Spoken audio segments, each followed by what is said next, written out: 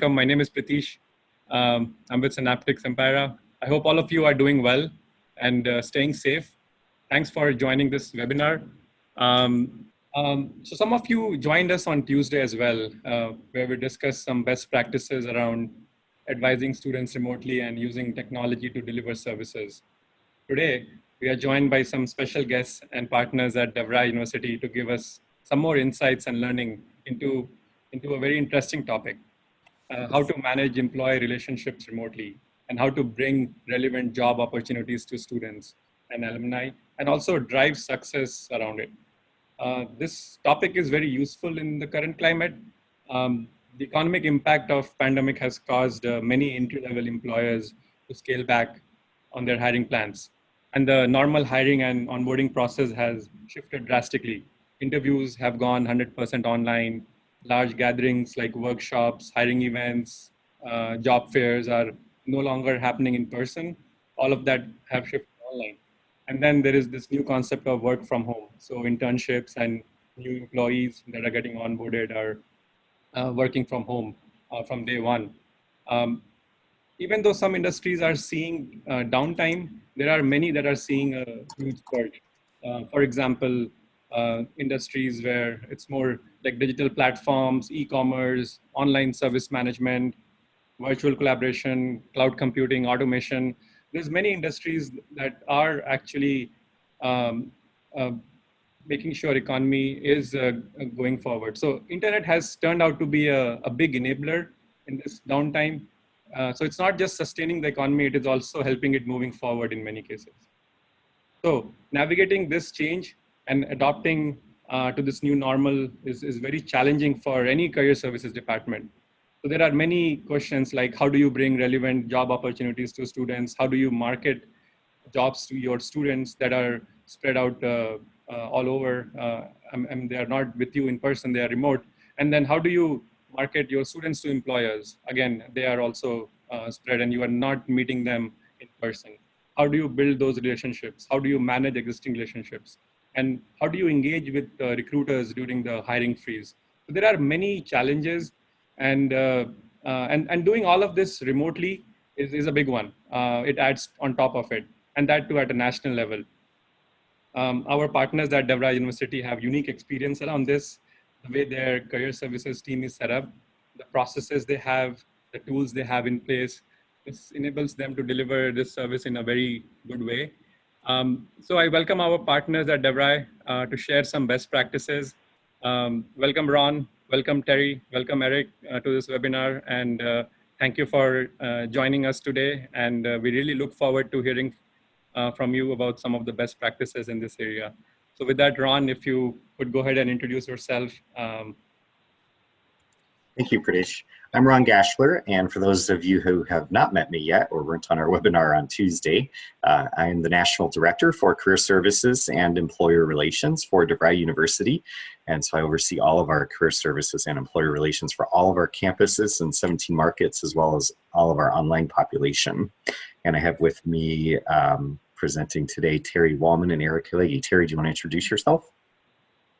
Sure, thanks Ron, and thank you so much Pratish for inviting us to participate today, and to the whole Cynaptx team. It's really been great working with you all for the last year, and we're excited about today's presentation. So I'm Terry Wallman. I'm the Director of Employer Relations and Internship for DeVry University. I've been with DeVry now a little bit over 6 years, and I have been in employer relations the entire time. Previous to that, about 14, 15 years in higher ed, and all of that time within career services. So really focused on employer relations over the last several years, so looking forward to sharing some of the things we've been doing with all of you. Thanks, Terry. We also have Eric Hillegi with us, who I will have introduce himself. He had a more prominent role in Tuesday's webinar that was more regarding student-facing services. Eric? Hi, everyone. Thanks, Ron. Thanks, Pratish. My name is Eric Hillegi, and the Director of Career Advising at DeVry University. I've been with DeVry for almost 5 years, and I manage a team of career advisors who help our students and our alumni in their career development obstacles. Before my time at DeVry, I was at careerbuilder.com for about 10 years in their job seeker services. So I have a very long history and a very strong passion for helping job seekers find their aha moments. So I'm excited to be here today. Well, welcome all of you. Once again, thank you for being on this webinar as panelists. Okay, so Ron and Terry, the first question I have is if you could explain how the career services team is set up at DeVry University, and then we can talk a bit more about the employee relations team as well. That will be great. Sure, I'll start off and then I'll turn it over to Terry for some detail. Career Services, if you weren't on the Tuesday call, at DeVry is set up. We have a national structure with about 41 colleagues nationwide that serve our 17 markets. And our career advising team under Eric Kalegi, we have about 23 career advisors and 5 practicum coordinators, as well as 2 managers that help supervise that team. And they are set up according to specific majors and geographic regions. And that's how they receive their student caseload. And then in addition to that, we have Terry Wallman, our director that just introduced herself, and she oversees our employer relations team. We have 6 colleagues on her team that are also geographically dispersed and work with employers similar to many of your universities. I'll let Terry take it over from there to give more detail. Thanks, Ron. So back in 2017, early in 2017, we sort of restructured our career services department across the board. And at that time, what we did was we created a dedicated employer relations and internship team. And we did that so that our career services advisors could focus fully on coaching our students and also work with our students on their job search and not be distracted by other activities such as outreach to employers and things like that. And then our employer relations and our internship team, they're divided up so that half the team focuses on all types of employment, full-time, contract, you name it, all colleges of study. And then the other half of the team focuses directly on internship employment and internship employers. And so we did this because we felt we could better serve our students and our employers by having a dedicated focus. And then the teams collaborate day in, day out to make the magic happen, as Eric would say. Awesome, cool. So Terry, if you could give some more background on what kind of services were provided in person and what kind of services were provided remotely by the employee relations team before the pandemic and lockdown happened, and what did it take to pivot 100% online? Sure. Yeah. So the employer relations team and the internship team, as we refer to the ERAs and the IAs, they have a variety of different specific objectives to accomplish that all revolves around the employer relationship. So that includes a number of services that we deliver just for employers, including, we focus a lot on the relationship development aspect with our employers. That does include a lot of virtual work, phone calls, discovery calls, emails, webinars. We have a lot of our meetings on WebEx or Zoom, just like we're having here today. We've been having them like that for a long time. We also do try to visit with our employers in person whenever possible. We do, of course, provide resume referrals, talent sourcing. One of the things that we started doing a lot more of a few years ago is actually talent branding, if you will, for employers. So we have very specific services that we offer to employers to help them position their brand and to get it front and center in front of our students and our graduates. And then we do a lot of things like facilitating events. Those could be webinars, employer-focused webinars. Those could be recruiter panels. Those could be virtual career fairs, which we went to a virtual platform over 5 years ago. So we've been doing that for a while. Recruiter panel discussions by video. And then we also started facilitating virtual events through Career Week. which we do every year, and Internship Week, which is a week-long series of all virtual events that happen online.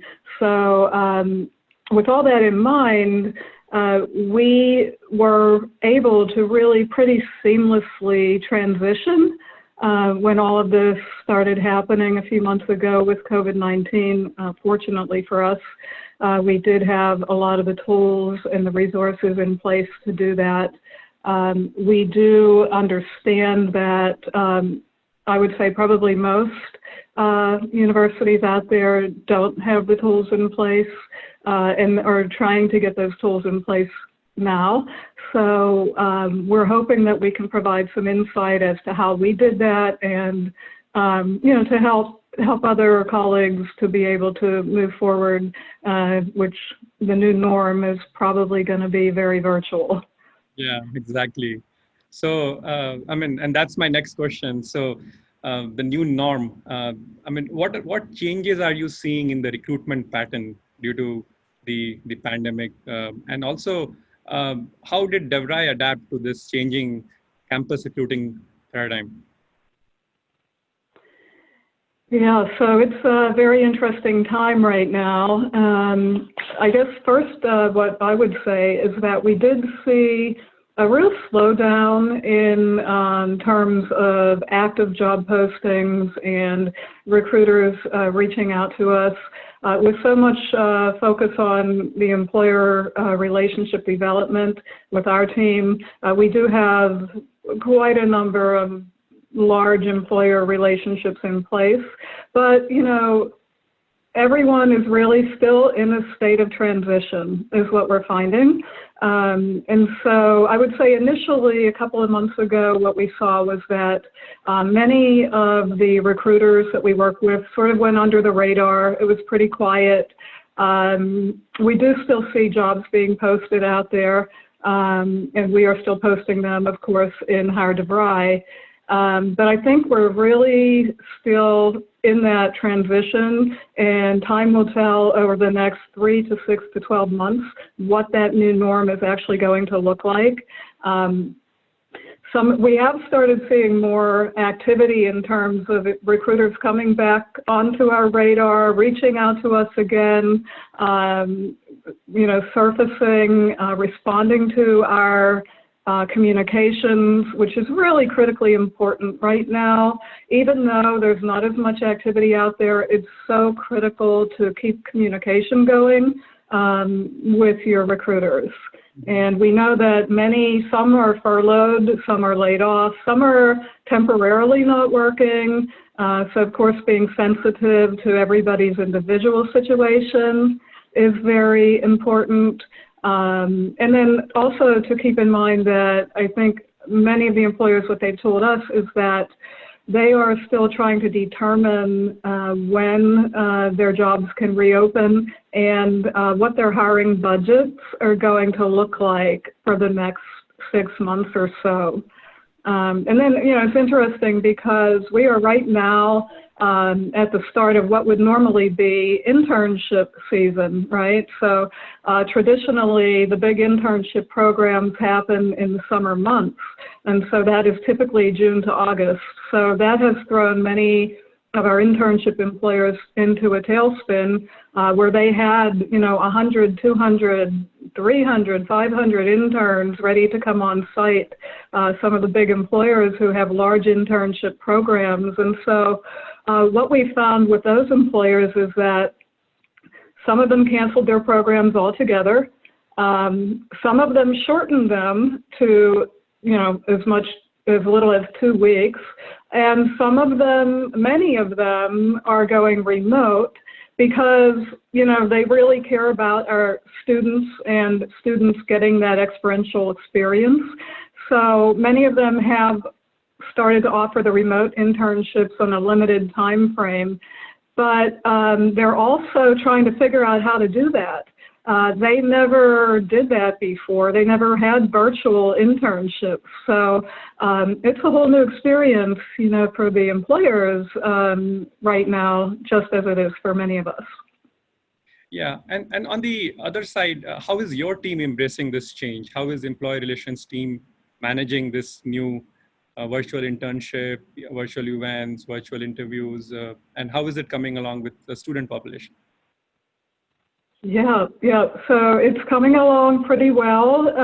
We didn't wait at all we didn't sit back and, like Eric always says, waiting is not a strategy, right? So we didn't sit back at all. So we figured we needed to, become more proactive and really start getting out there into the different websites, career sites of our employers and look to see. So you can find out, a lot by just getting onto their career sites and looking. You can see if somebody has a hiring freeze, they're going to post that information. You can see if an employer has their jobs temporarily on hold. You can look and see what jobs are being posted.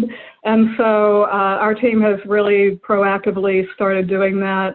One of the other things that was interesting was that, this whole thing really started getting very active in the March timeframe. And Ron and I and a few people on our team were actually in Dallas visiting employers face-to-face. I believe March 12th was the day we were flying back. And that was the day that we were told that our campuses would be closed and all of our students would be going online. And so we were down there visiting employers when that happened. That was also just before the start of our annual career week. So our team was busy with Career Week back in March. And the one thing that we saw with employers during that time was that they all showed up. We had nobody was a no-show. They were all participating, and so that was encouraging to see. So our team was busy with that in March, and then April things started slowing down, so we started digging into all the different career sites, websites, looking for jobs, getting them posted, and that is what the employer relations team has really been focused on, and then looking specifically for jobs at companies and sectors of the industry.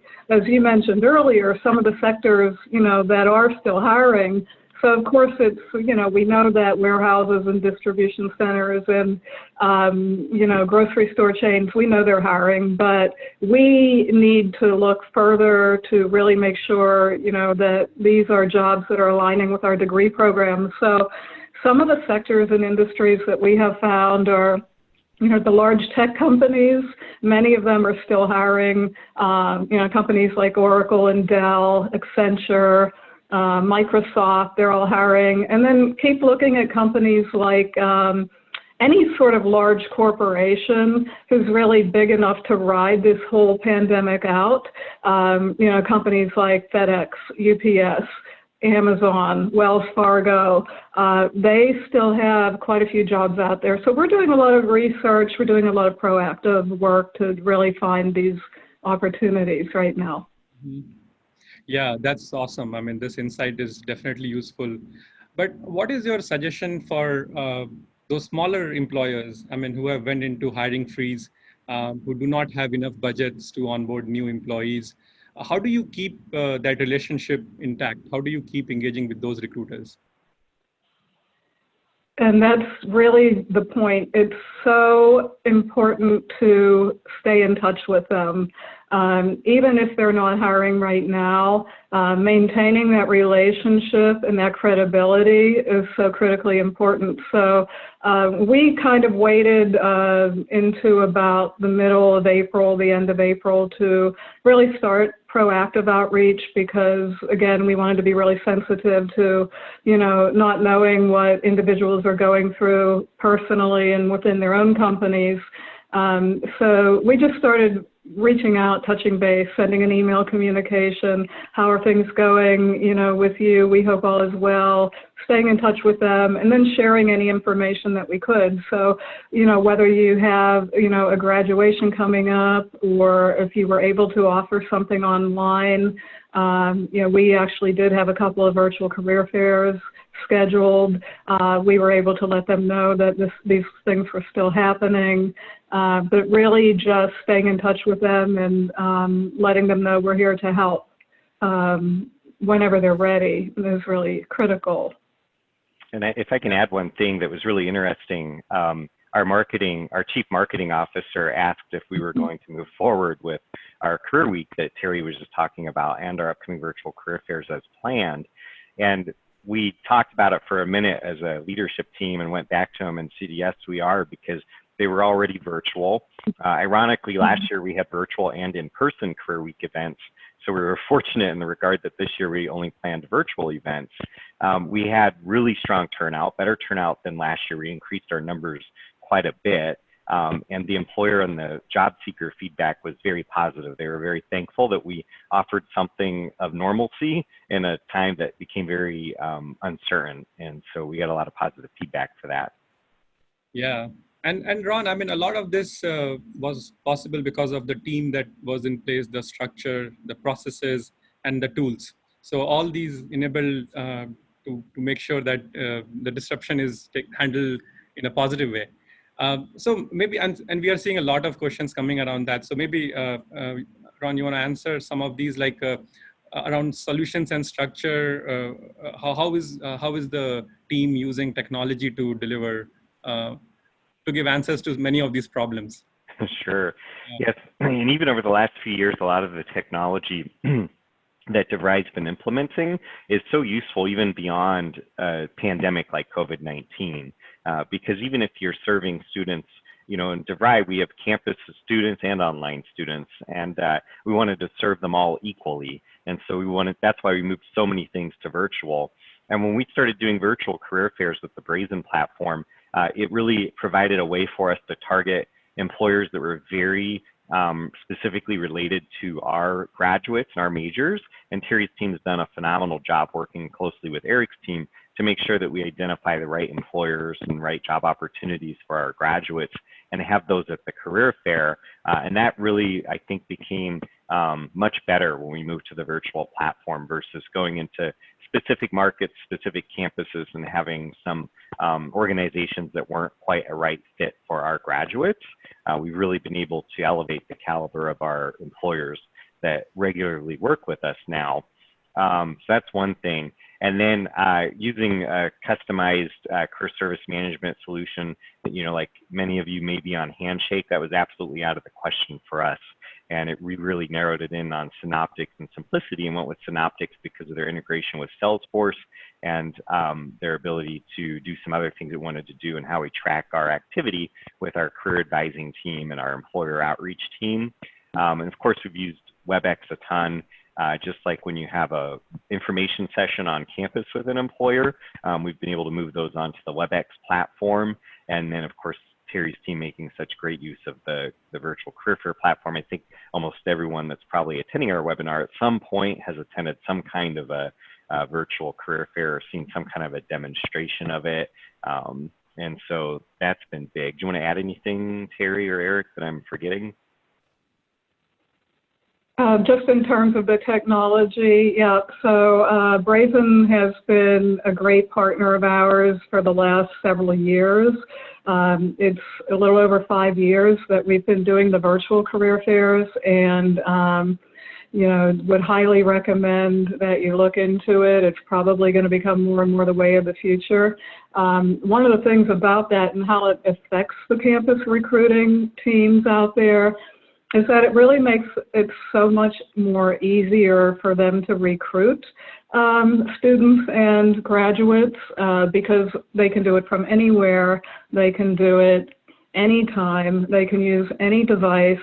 And especially over the last several years with how incredibly busy recruiters have been, it was a real time saver, I would say, for them to be able to, you know, just get on their computer and start recruiting and connecting with students and graduates instead of spending time to travel to a campus. However, I just will touch on that. I don't think that on-campus recruiting will ever go away. I think that there are definitely recruiters out there that are going to want to be on campus, and so that's not going to change. So that technology has been really important for us. as well as, we use a lot of other types of technology like, Cynaptx and WebEx, like Ron mentioned, and MS Teams is something we adopted this year that we like a lot. And then, of course, we use Salesforce as well, which is a differentiator for us, I think. Yeah. Yeah, and I think in regards to what Terry was just saying, even though we do almost everything virtually, we do still have some opportunities for our employers to come on campus. Some of them are great partners, and our faculty have been great, fortunately, to allow them into their classroom to do some guest presentations. I think actually the faculty benefit from it because they actually become like a guest lecturer for the day, and they usually have them teach a specific topic, not just recruit for their company. So that's been really helpful as well. I'd probably say, I don't know, Terry, correct me if I'm wrong, maybe 10% of our events are on campuses now. Once in a while, we'll do like a networking event on a campus in specific markets, or bigger markets like Chicagoland, Phoenix, LA, Atlanta, some more larger markets. Yeah. Mm-hmm. Yeah. And building those relationships is very important. I mean, that goes a long way. How do you build, how do you make sure that those special relationships, those featured employers are marketed well to students? Students are actively looking into the jobs that are brought from their systems. And how does that, how do you bring jobs from featured employers to your students? Yeah, I'll start off and I'll turn it over to Terry for most of the answer, but just to kind of tie it back to many of you that work in traditional settings, I used to work in a traditional setting, and we would often put these packages together for employers to be featured on campus. And they might be featured in an online space too, but a lot of it was on the campus where their brand was noticed, say in a career center or in a specific college. And they got to host special certain events targeting their company and things like that. And so Terry and I have had to get pretty creative to figure out how do we take a prominent career fair booth in an arena and move that to the online space, or how do we get to take branding from a career center wall and move that into our virtual space? Do you want to share some about that, Terry? Sure. As far as moving them into the virtual space, one of the things that we have had to do, I would say in the beginning, was really to educate employers and recruiters as to what it's all about. There's still a lot of folks out there that maybe have never, done anything virtually from a recruiting aspect. And so, it's really easy. It's very user-friendly. And so that's the key, but introducing it and making sure there's tools and resources and training videos and things available for people that are a little apprehensive, I think is really important. That, we did do a lot of hand-holding across the way. And so once, employers really start doing it, they love it. So, it does come with a little bit of a learning curve though. Yeah. And how do you handle, so there are these job boards and platforms where they don't differentiate between career centers. Employers, for them, every school is same. They would post job and it would just be posted to everybody. So they don't really care which school students are coming from. So how do you keep that niche specialized approach where jobs from your employer partners, your featured employer partners can be brought to your students, which is somehow relevant to them, meaningful with what they are studying and looking forward for? Sure, I'll start off with that, Ron. And that's a great question, and it's really important to us, aligning our jobs with our degree programs and really bringing meaningful opportunities to our students is of our, utmost priority. So thanks to you all at Cynaptx, you've helped us with the new platform to be able to do that much easier.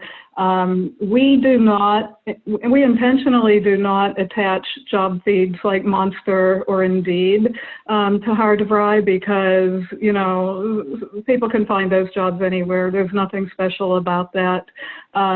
So the job mapping feature that maps to our career categories, which is something that you've helped us to implement has been awesome. What that does is it maps, it's a customized feature, and it will map the specific type of job to a career category that will align with that particular student's degree program. So that is one way, and that's a big piece of using the system Cynaptx that we're using now. Also, what we do is we have that featured employer button on our listing all of our employers, and we have that opportunity to turn that button on so that our students can see who our featured partners are. Yeah, and that makes it very relevant. Maybe Ron, you want to add something to it? Yeah, that was great, Terry. And in addition, so we have the ability to feature them and unfeature them as we need to or we see fit. Other ways that we feature them, we do a career newsletter that we worked closely with we were like every other career center where we were sending out rogue communications constantly and getting in trouble with marketing. So finally, we decided to get ahead of it and partner with them and their email campaign team and structure our email campaigns much better, including move a lot of our content into a regularly scheduled newsletter that we partner with marketers also, and then Terry can do some creative things in the virtual career fair space too. But yeah, having that ability to have complete control over featuring them in our career service management software and Cynaptx has been critical. Awesome. And Ron, I mean, one of the platforms that DeVry uses is Salesforce. That's been used by DeVry for a very long time for many functions beyond career services. And the new hire DeVry system was integrated, and there's a very tight coupling between Cynaptx and Salesforce. So do you want to shed some light on how the CRM integration works and how it helps you keep organizational data clean and pristine and useful for your staff members and also students? Sure. Yeah. So I think a lot of universities are moving toward this scenario where, in addition to their student info system like PeopleSoft or Banner or Workday, they have a CRM implemented now as well, like Talisma, Elysian CRM. We use Salesforce. A lot of schools are using Salesforce now. And so we have a B2C version, which is our university to student version that has all of our student data in it. And then we have a version that's B2B for businesses. And so we were able to really bridge the gap between our team that does like corporate relations and corporate outreach and our employer relations team in career services by using Salesforce and integrating it with Cynaptx. So we can have an employer self-register and do their own stuff in Cynaptx, and we can clean that data and keep it accurate against our Salesforce CRM and be able to see what each other is doing. So if we have a corporate relations person that does strategic accounts with someone like Best Buy or Walgreens that sends us a lot of students, they can see that who on Terry's team is responsible for the talent acquisition contact that hires our graduates. And so when, for example, Walgreens leadership came to our strategic accounts team and said, we've been a great partner, how do we solve our problem of hiring more management trainees for our retail operation? And they were able to look in the system and see who on Terry's team to work with or come to Terry and work together on bridging that gap. Same thing with our student data and being able to get that from Banner into Cynaptx correctly, including the infamous do not email, do not contact, which we just had to resolve a little bug around this morning. And then also on the employer side, with Salesforce, our corporate team was using something called Dun & Bradstreet that helps clean the data and keep it more accurate. And so we've done a lot on that end to keep our contacts more accurate. And you know how difficult it is when recruiters change companies constantly. I think I heard the average shelf life of a recruiter at a company is a couple of years, but they'll stay in recruiting and move to another company, and we still need to maintain a relationship with them and with the new company and that kind of thing. I think we've all learned what a small world it is in career services and university relations recruiting. Yeah, it's really fast moving. So one of the points people keep asking is, how do you set up a ERA IA team? I mean, what internal training process you have, especially when you're working on a national scale? Any insights on that, Terry and Ron? Sure, I can start off with that. So when we started, establishing our team a little over 3 years ago, we actually promoted some of our career services advisors over into employer relations. And so all of our team currently has been with DeVry for some time. They were already career services advisors, and they were very familiar with our student population, employers in their markets. So we did not hire them externally, although you certainly could do that.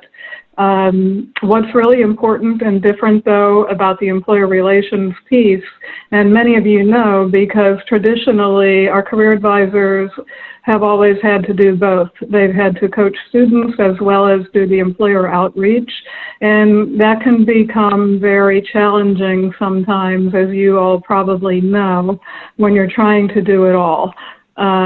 So the difference with the employer relations team, the big focus needs to be on training in communication. That's what type of, verbal communication you have, what type of written communications you have with employers, creating certain types of messaging and templates to help somebody new in that role get used to that kind of speak that you're doing every day with employers and recruiters. So the focus has to be on communication, outreach, how do you develop relationships. We actually have a couple of experts within our DeVry Works team within the university that works with our corporate partners, and we've done some training with our director there. Of course, Salesforce training for us was a piece of it as well, but relationship development is really the thing. So getting everybody, up and running is important, and then maintaining ongoing. So that's where the areas, I think, of focus are. And for us, it's always about really trying to develop what we refer to as high-touch relationships.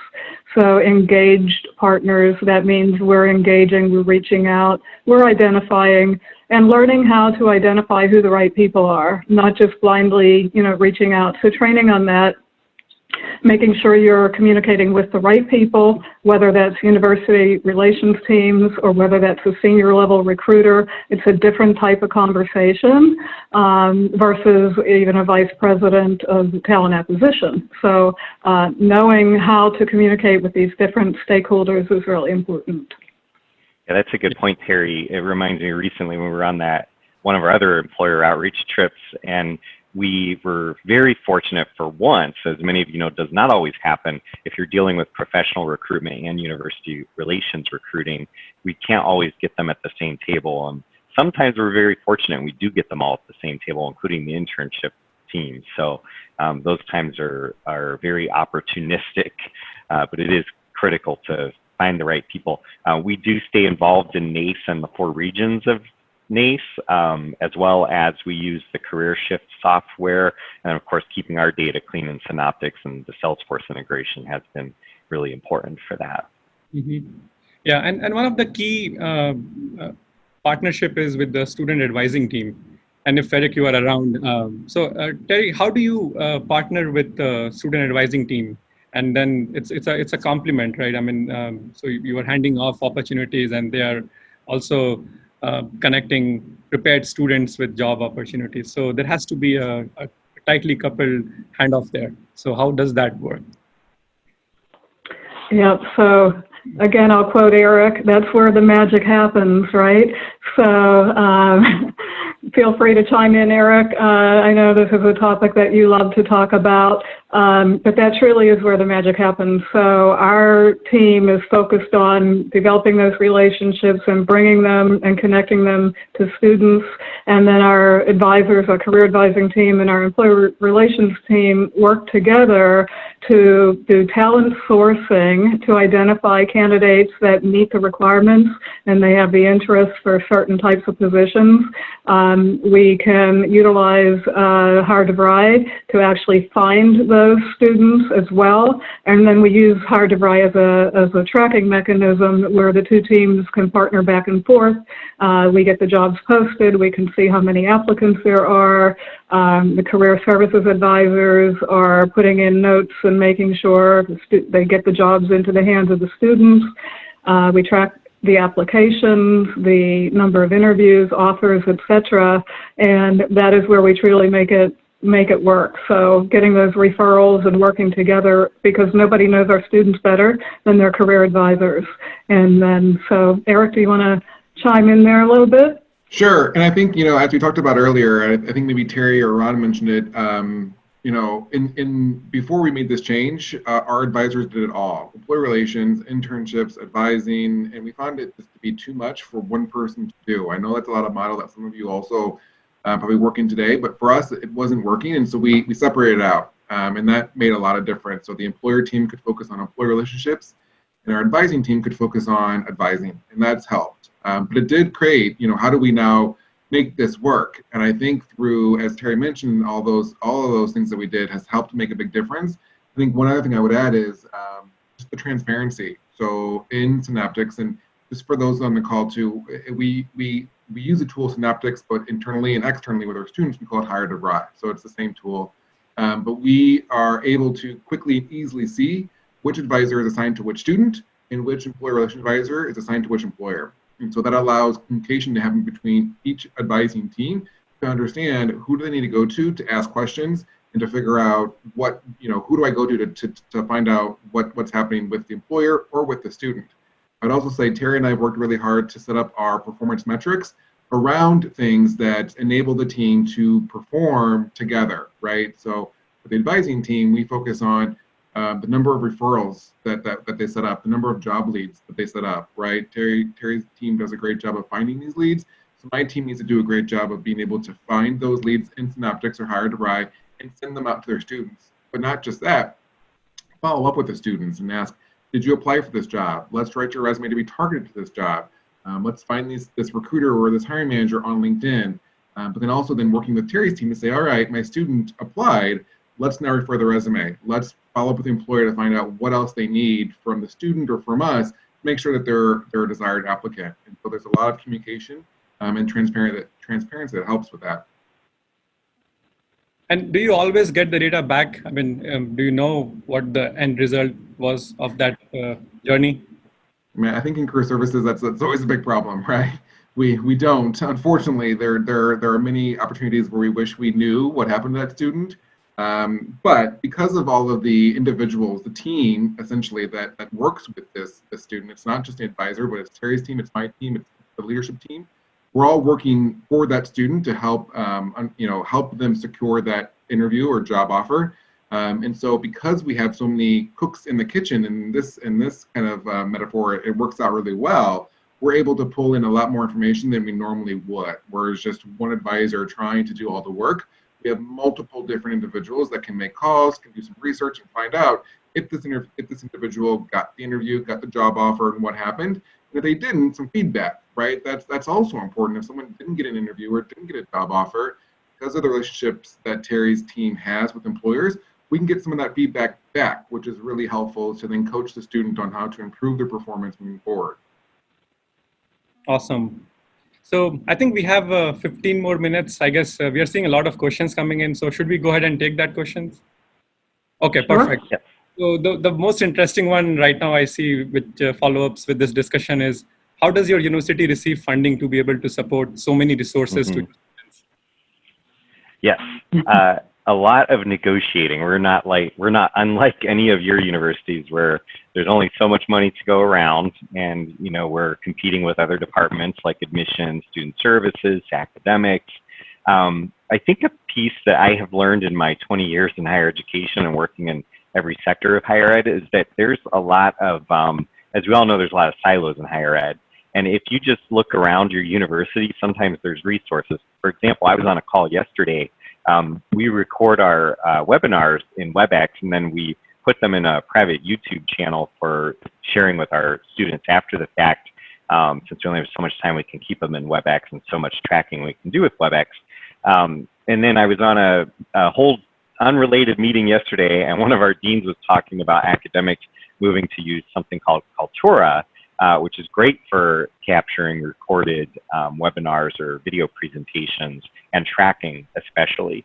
And so, of course, I immediately got on that bandwagon and found out who has that license and can we have access to it. Same thing with Salesforce. The university was already using it, so why not, you know, jump on that bandwagon? Many of you seem to find out who, most likely at your university, there's a CRM in place. There could be multiple. It could be in admissions. It could be in alumni relations and advancement. And I know some of them out there, they're all different. There's Salesforce, Talisma. If you're using Banner, there's the Lucian CRM platform. There's just so many different ones. And so finding out, you know, who already has these licenses. When I was at the University of Arizona, there was all these separate Adobe Connect, which is, Adobe Connect is phenomenal for webinars. I like it better than WebEx, which we're using. And I found out there were all these different licenses. So I went to the central IT department that owned it, and we were able to work together collaboratively, which is hard to do at a huge research university, to create an enterprise license that the whole university had access to. And then it was far cheaper for career services to just pay their portion of it and split the bill, so to speak. So definitely a lot of negotiating, collaborating, and partnering. DeVry has not traditionally charged for its career fairs. We used to just use whatever campus space we had. So it did become an extra expense to do the Brazen platform. And so that can get pricey, but Terry and I have been looking at, we still don't want to charge the registration fee for our career fairs because we have such great employer relationships. But we were looking at how do we charge for some of the ways that we feature them, like them being a featured employer, having access to more candidates than another employer, different things like that. So definitely getting creative, definitely looking around and turning over rocks within your institution to find out who else has these resources. Our Career Shift platform is very inexpensive. And I don't know if any of you know Valmata. They've been great to work with. You know, Cynaptx is competitive with other career service management software. And then Brazen is competitive with like Career Eco and all those others. So some of them are pretty inexpensive. Of course, your main career service management platform is the most important and probably the most expensive. We didn't have to pay anything for our Salesforce because we were just going along with what the university was doing. Same thing with WebEx. And then that's why I'm trying to get on this Kaltura bandwagon now with academics. So you just have to get creative and collaborative and start asking around. So Ron, there is a question around reporting. So how does the structure and process that's in place help in reporting graduate placement rates that is required for consumer information? And how does this data support the effectiveness of this structure? Sure. Yeah, like many of you probably have the challenges around tracking graduation outcomes. We have the same challenges. So we do partner with our university relations and also our data analytics team. We also, like many of your career centers, used to have our own data guru system admin type. That was another collaboration where we worked together with leadership to move those people over to a more centralized team so that we, as well as other teams, could benefit from their talent. And so we work with them in that regard. A piece that's very helpful for us is that we do work collaboratively with our faculty and our academic leadership. And sometimes, as any academic division does, they forget about us, and we just have to butt our way back into it. So for our national advisory committees, which are employers and people from industry that come in and advise our academic teams on our curriculum and ensuring that our curriculum, DeVry's curriculum, has always been known for being very relevant and hands-on to the industry, and we intend to keep it that way. So we have these regular national advisory committees, and for a while, we were finding out about them very last minute. So Terry and I worked with academic leadership to kind of bust our way back into them, right? Terry, do you want to add anything? No, I think that pretty well covers it. And again, I mean, just, maintaining relationships within your university. It's not always the easiest thing to do with people being busy all the way around, but it goes a long way when, you can really develop those relationships with internal colleagues when one department needs, support from another. Yeah. I should also add that we also work closely with some specific deans around like our regional accreditation. We're under HLC, North Central, and then for our specific, like our engineering accreditation, our healthcare accreditations. And so we stay closely. I probably at DeVry have been more closely working with those people than at any other university I've worked for. And that's helpful. Yeah, exactly. And in terms of more operational reporting, like, maybe Terry and Eric, you can talk about that as well. So how do you measure performance of the engagement and what's happening around the opportunities you are bringing in? What kind of reports do you look at? The system would help you to become more effective and maybe make decisions based on that. Sure, I can start off with that. So, the first thing is really making sure that you set up your goals and your metrics appropriately, and that everybody is really clear and focused on what those goals are. So, for the employer relations and internship team, what we measure on is things like the number of jobs posted, the types of jobs posted, the quality and the quantity is really important, that they're aligning with our degree programs, the number of recruiter contacts that are added to the system, the number of employers that are added to the system, the activity that takes place between those. We can measure all of this. We can see how many recruiters are assigned, how many are active in the system. We look at jobs reports, recruiter reports, employer reports, and we look at the referral reports that Eric touched on, and the number of applications and the number of interviews and the number of offerings. And we look to see that, our teams all the way around, our career advisors and our employer relations teams are actually utilizing the system. They're entering the information so that we can run these reports and we can track the activity that's taking place to make sure that we are meeting the objectives for our students. Yeah, and the one thing I would add there too is that, as Terry said, we have access to the reports through Cynaptx, but the whole team does, right? So any advisor at any time can go into the report section and quickly see where they're falling at in any of these data sets and any of these goals that we've set up for them. So it's not something that only leaders have access to and they report out in a 101 or comes out in a quarterly or annual review. It's real time. So, you can log in Monday morning, figure out where you are with these goals, and do what you need to do to move forward. And it's not even just pulling a report and sorting through Excel. They're quick dashboards, which I think are really helpful too, to be able to log into a dashboard, do click which data points you want to see, the dashboard will populate that. So it just makes doing our jobs and being able to manage others very easily. Yeah, that's definitely useful. And also, I mean, there are some questions around current situation. So like what kind of internships have gone virtual? So do you hear that on the advising side when advisors meet students? I mean, what kind of thoughts they have, worries, or the top of the mind things that comes when students meet advisors and they're in process of getting prepared? Yeah, so obviously we work with students who are wanting virtual, and that's nothing really new with the students we work with. A lot of our students are going to school virtually, so it's only kind of an easy step for them to then look for work that's also virtually. And I think what we tell individuals is that there are virtual opportunities out there, internship, full-time jobs that are virtual. But just because you want it and you can do it doesn't mean that you should be doing it, right?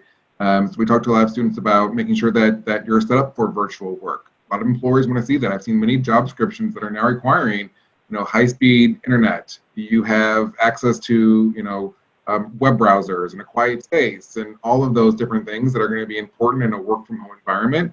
And so we've started to talk to students about, putting that in the resume, right? If it's a job description, it should be in the resume so that hiring managers, as they're reading these resumes, are fully aware that this applicant can work from home and are able to do the job remotely. I think outside of that, whether you're working from home or whether you're in a workspace, knowing the skills of the job are going to be important. And while there are fewer and fewer internships and maybe jobs are available right now, being able to target that resume, as we all know on the call and we talk about students every day, it's the same, right? So job search is job search is job search. It might be a little more difficult. We need to focus on a couple different things. The basics are still there. And so we've been focusing on that with our students, is continuing to move forward. And thank you, Perry and Ron, for shouting out my mantra. And I said yesterday, but waiting is not a strategy. So I know we talked the other day about what that looks like when we talk about advising. And it just helps our students feel like they can do something, right? That they can have an action. They can have some accountability in this job search, which makes them feel more in control. Even though I might be applying for their dream job at this minute, they know that they can do things that will hopefully set them up for success once the job market improves. Yeah. Yeah, I was just going to add to that this is a great time for students to actually look for a remote opportunity because they're pretty much home working virtually anyway, and especially for students who maybe they have no work experience whatsoever. It's a good opportunity for them to start getting some experience remotely. And so we are seeing that remote jobs some are remote and some are being posted remote temporary, meaning they're temporarily remote and they will eventually go to a full-time position on site. So it's a good opportunity for that. And then keeping in mind that, as more and more recruiters and hiring managers move towards virtual interviewing, that mastering that video interview is really critical. Some of the folks on Eric and his team, they've developed some resources specifically for video interviewing, which is really becoming more the norm as well. Yeah, that's definitely a great insight. So with that, we have just 2 more minutes. I'm going to take one more question. So somebody has asked, so maybe Ron, you could start there. So did your team had a aha moment when when you were scrambling to adapt to this new offering of going completely remote? And then how did that adoption go? And are you planning to keep that when it is safer to be back in person? Sure, yeah. It's ironic because I think we had some of our aha moments way before COVID-19, since we were just transitioning to do more virtual things to create equitable services. And I think Eric said it well on Tuesday about communication. What was it you said, Eric? Over communicating or something like that? I think you're on, Eric.